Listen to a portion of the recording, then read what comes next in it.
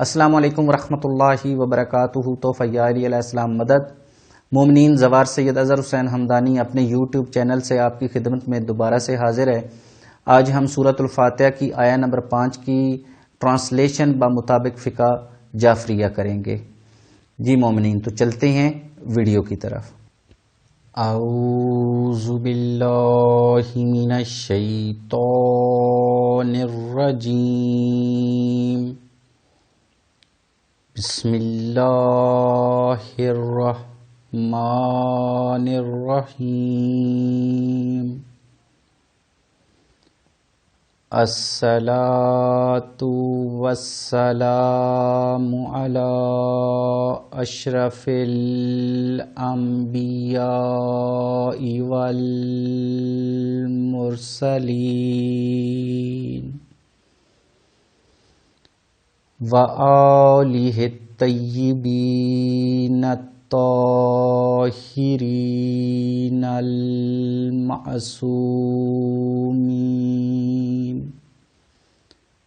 اللہم صلی علی محمد وآل محمد۔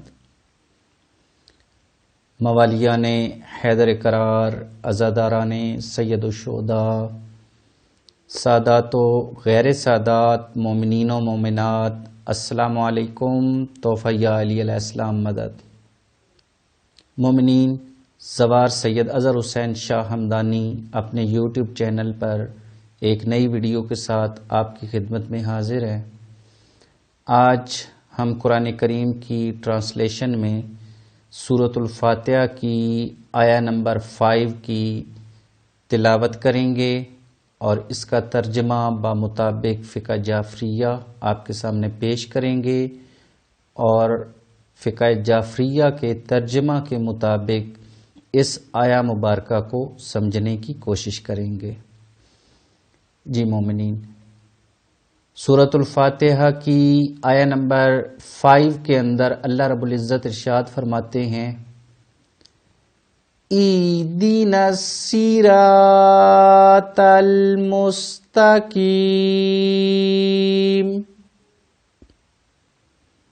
ترجمہ بمطابق فقہ جعفریہ، تو ہم کو سیدھی راہ پر ثابت قدم رکھ، تو ہم کو سیدھی راہ پر ثابت قدم رکھ۔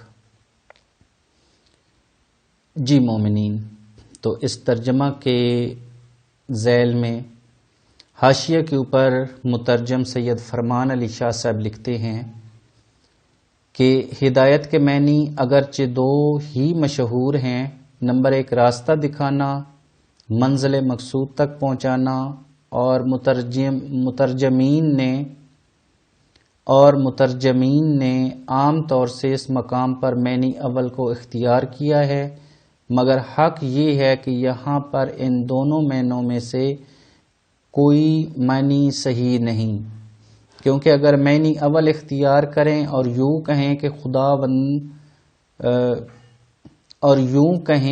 کہ خداوندہ ہمیں سیدھی راہ دکھا، تو معلوم ہوگا کہ اس کا پڑھنے والا ابھی تک راہ راست سے کوسوں دور ہے، پہنچنا کیسا، ابھی دیکھا تک نہیں۔ اور اگر دوسرے معنی کو اختیار کریں اور یوں کہیں خدایا ہمیں سیدھی راہ تک پہنچا، تو بھی خرابی ہے۔ اس کے علاوہ راہ راست سے مراد یقیناً ایمان و اسلام ہے، پس جب پڑھنے والا مومن ہے تو پھر بعد حصول ایمان طلب کرنا تحصیل حاصل ہوگا، اور یہ محال ہے۔ اس لیے میں نے یہ دونوں لغوی معنی ترک کر کے ائمہ طاہرین علیہ السلام کے ارشادات کی روشنی میں یہ معنی اختیار کیا ہے۔ جی مومنین، اس میں مترجم نے بھی تفصیل بتا دی ہے کہ کچھ مترجمین نے، قرآن کریم کی ٹرانسلیشن کرنے والوں نے اس کا ٹرانسلیشن کی ہے کہ یا اللہ ہمیں سیدھا راستہ دکھا، لیکن فقہ امامیہ کے اندر ائمہ معصومین علیہ الصلوۃ والسلام کے ارشادات کے مطابق اس کی ٹرانسلیشن بنے گی کہ یا اللہ سیدھا راستہ تو ہم نے دیکھ لیا، اب ہمیں اس پہ ثابت قدم رکھ۔ اگر ہم اس کے ورڈز پہ تھوڑا سا غور کرتے ہیں، پہلا ورڈ ہے ایدی، ایدی ہمیں ہدایت دے، ہمیں ہدایت نصیب فرما۔ کس چیز کی؟ نصیرات المستقیم، سیدھے راستے کی۔ جی مومنین، تو اس آیہ مبارکہ کی ٹرانسلیشن فقہ امامیہ کے مطابق ہم نے پڑھی، اور جو کچھ مترجم نے حاشیہ پہ لکھا تھا وہ بھی ہم نے دیکھا۔ تو اس آیہ مبارکہ کے عام طور پر دو ترجمے کیے گئے ہیں۔ کچھ ترجمہ کرنے والوں نے، ٹرانسلیشن کرنے والوں نے اس کا ترجمہ لیا ہے ایدنا الصراط المستقیم، کہ ہمیں سیدھا راستہ دکھا، یا اللہ ہمیں سیدھا راستہ دکھا۔ اور فقہ امامیہ کے مطابق اس کا جو ترجمہ کیا گیا ہے وہ یہ ہے کہ تو ہم کو سیدھی راہ پر ثابت قدم رکھ، یعنی راستہ تو ہم نے دیکھ لیا ہے کہ کون سا سیدھا راستہ ہے، اب ہم یہ دعا مانگ رہے ہیں کہ یا اللہ ہمیں اس پہ قائم اور دائم رکھ۔ یہ سورہ مبارکہ انتہائی اہم ہے۔ ہر نماز کے اندر ہر مسلمان، ہر مومن اللہ رب العزت کے سامنے کھڑا ہوتا ہے تو وہاں پر کہتا ہے کہ یا اللہ ہم کو سیدھا راستہ دکھا، یا دعا مانگتا ہے کہ یا اللہ ہم کو اس سیدھے راستے پہ قائم رکھ۔ یہ چیز سمجھنے والی ہے کہ یہ سیدھا راستہ ہے کیا، یہ صراط المستقیم ہے کیا۔ سب سے پہلے جب ہم نماز میں کھڑے ہوئے، ہم نے سورہ مبارکہ کو شروع کیا تو ہم نے کہا کہ تمام تعریف ہے اس اللہ کے لیے جو تمام جہانوں کے پالنے والا ہے۔ ہم نے اللہ رب العزت کے سامنے جاتے ہی عرض کیا کہ یا اللہ ساری تعریفیں تیرے لیے، کیونکہ تو عالمین کا رب ہے، کیونکہ تو عالمین کو پالنے والا ہے۔ پھر ہم نے فوراً کہا کہ تو رحمان ہے، تو رحیم ہے، یعنی اللہ رب العزت کی پہلے ہم نے اللہ رب العزت کے سامنے پہلے ہم نے عاجزی کی، پھر اس کی تعریف کی، پھر اس کی صفتیں بیان کی کہ اللہ یا اللہ تو رحمان بھی ہے، رحیم بھی ہے۔ پھر ہم نے ایک چیز کا اور اقرار کیا، مالکی یوم الدین، کہ اے اللہ روز محشر کا تو ہی مالک ہے، تو ہی حاکم ہے۔ پھر اس کے بعد ہم نے کہا کہ یا اللہ ہم تیری ہی عبادت کرتے ہیں اور تجھی سے مدد چاہتے ہیں، یعنی انسان نے مکمل اپنی عاجزی کا اقرار کیا اللہ رب العزت کے سامنے۔ ہر مسلمان بھی کر رہا ہے، ہر مومن بھی کر رہا ہے۔ اور جب ہم نماز پڑھتے ہیں تو ہر قیام کے اندر ہم اس سورہ مبارکہ کو تلاوت کرتے ہیں اور اللہ رب العزت کے ساتھ یہ عہد و پیمان کرتے ہیں، یہ وعدہ کرتے ہیں، یہ عہد کرتے ہیں کہ یا اللہ عبادت کے لائق صرف تو ہے، مالک یوم جزا تو ہے، تو رحمان ہے، تو رحیم ہے، اور اس کے سامنے ہم اپنی عاجزی کا اظہار کرتے ہیں۔ جب اتنا کچھ کہہ لیا تو پھر ہم نے اللہ رب العزت سے ایک انتہائی اہم چیز مانگی۔ پھر ہم نے اللہ رب العزت کے سامنے کھڑے ہو کے کہا ایدنا الصراط المستقیم، اے ہمارے پروردگار یا اللہ ہمیں سیدھا راستہ دکھا۔ اب اگر ہم اس ترجمہ کو مان لیں تو اس میں تھوڑی سی مشکل بنتی ہے۔ ہم ہر نماز کے اندر اللہ رب العزت کے سامنے یہ عرض کرتے ہیں کہ یا اللہ ہمیں سیدھا راستہ دکھا۔ اب اس کے دو ہی مطلب ہوتے ہیں کہ ہم بار بار اس رب عالمین سے کہہ رہے ہیں کہ یا اللہ ہمیں سیدھا راستہ دکھا۔ کیا مطلب ہوا؟ ہماری وہ بات سن نہیں رہا، ہمیں سیدھا راستہ دکھا نہیں رہا، کہ ہم بار بار اس چیز کو ریپیٹ کر رہے ہیں، بار بار اس چیز کی تکرار کر رہے ہیں کہ یا اللہ ہمیں سیدھا راستہ دکھا۔ تو اور اس چیز کی ایک ہی سمجھ آتی ہے، اور وہ یہ کہ یا تو وہ ہمیں راستہ دکھاتا ہے اور ہم دیکھنا نہیں چاہتے، یا پھر اللہ رب العزت ہمیں سیدھا راستہ دکھانا نہیں چاہتے. اس لیے تمام مترجمین فقہ جعفریہ نے اس کے میننگز یہ کیے ہیں کہ یا اللہ راستہ تو نے ہمیں دکھا دیا ہے، اب اس راستے پہ ہمیں قائم رکھ. یعنی یہ انتہائی اہم چیز ہے. اللہ کے سامنے کھڑے ہوئے اس کی حاکمیت کا اعلان کیا، اس کی رحمانیت کا اعلان کیا، اس کی رحیمیت کا اعلان کیا، اس کا مالک یوم جزا ہونا کا اقرار کیا، اور جو سب سے پہلی چیز مانگی وہ کیا مانگی؟ ایدی، ہمیں ہدایت دے، ہمیں نصیب کر. کیا چیز؟ صراط مستقیم. یہ صراط مستقیم ایسے معلوم ہوتا ہے کہ بڑی اہم چیز ہے. جی بالکل، اس میں کوئی شک نہیں کہ صراط مستقیم بڑی اہمیت کی حامل ہے. چلیں اب اس چیز کو سمجھنے کے لیے وہاں پہ دیکھتے ہیں کہ جب اللہ رب العزت نے حضرت آدم علیہ السلام کو خلق کیا، آدم علیہ السلام کو خلق کرنے کے بعد اللہ رب العزت نے اپنے تمام ملائکہ سے کہا کہ آدم علیہ السلام کو سجدہ کریں. تمام نے سجدہ کر لیا، صرف ایک نے سجدہ نہیں کیا.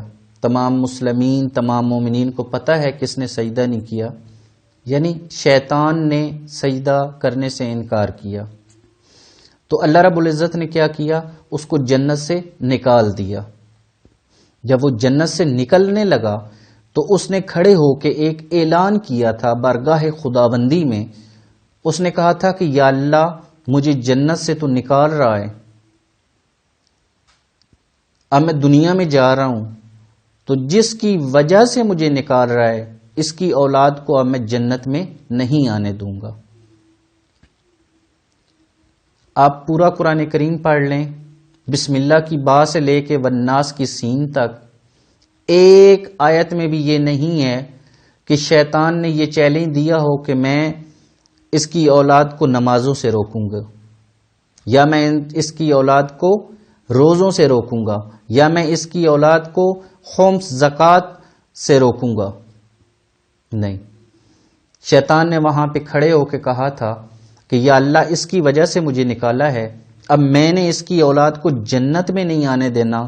تو اللہ رب العزت نے پوچھا کیا کرے گا؟ شیطان نے کہا کہ میں صراط مستقیم پہ بیٹھ جاؤں گا. کس چیز پہ؟ صراط مستقیم پہ بیٹھ جاؤں گا اور لوگوں کو بھٹکاؤں گا صراط مستقیم سے. یہ صراط مستقیم بڑی اہم چیز ہے. شیطان نے جو چیلنج کیا تھا، جو بات کہی تھی، وہ یہ نہیں تھی کہ میں ان کو اچھے اعمال سے روکوں گا، بلکہ یہ کہا تھا کہ میں ان کو صراط مستقیم سے روکوں گا. انتہائی اہمیت کی حامل ہے صراط مستقیم. اگر انسان صراط مستقیم پہ آ جائے تو پھر وہ جنت میں جائے گا. اگر صراط مستقیم سے بھٹک جائے تو پھر وہ شیطان نے جو چیلنج کیا تھا وہ پھر شیطان کا چیلنج پورا ہوتا ہے. تو اللہ رب العزت نے بھی یہ کہا تھا کہ جو میرے مخلص بندے ہوں گے وہ تو نہیں بھٹکا سکے گا. تو اب صراط مستقیم کو سمجھنا انتہائی اہم ہے، کیونکہ یہ وہ واحد چیز ہے جس سے شیطان روکتا ہے.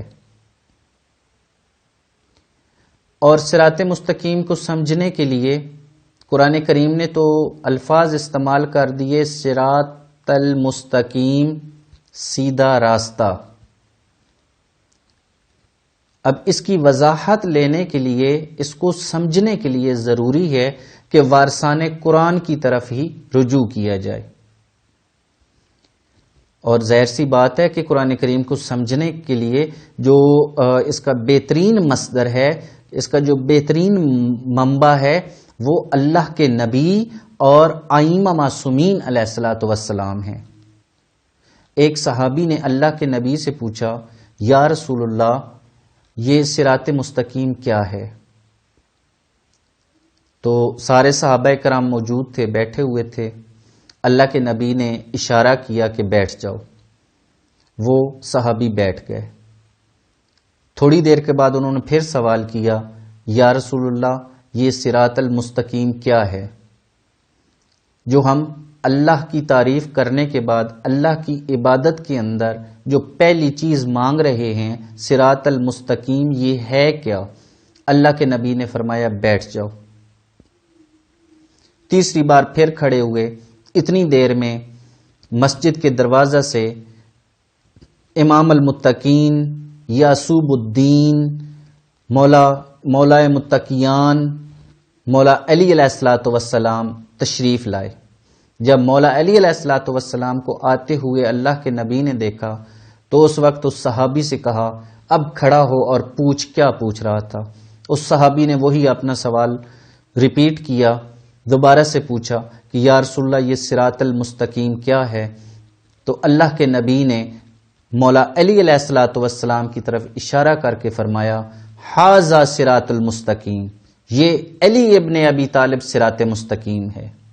شیطان نے کیا چیلنج کیا تھا کہ میں لوگوں کو صراط مستقیم سے روکوں گا۔ اللہ کے نبی نے کیا بتایا صراط مستقیم کیا ہے؟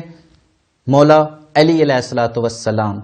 تو یہ بڑی روز روشن کی طرح بات واضح ہو گئی کہ جو بھی ولایت امیر المومنین علیہ الصلوۃ والسلام سے روکنے کی کوشش کرے گا، جو بھی مولا متقیان کی ولایت سے روکنے کی کوشش کرے گا، تو سمجھ لیجئے گا کہ یہ شیطان کا ایجنٹ ہے اور یہ ہمیں صراط مستقیم سے روکنے کی کوشش کر رہا ہے۔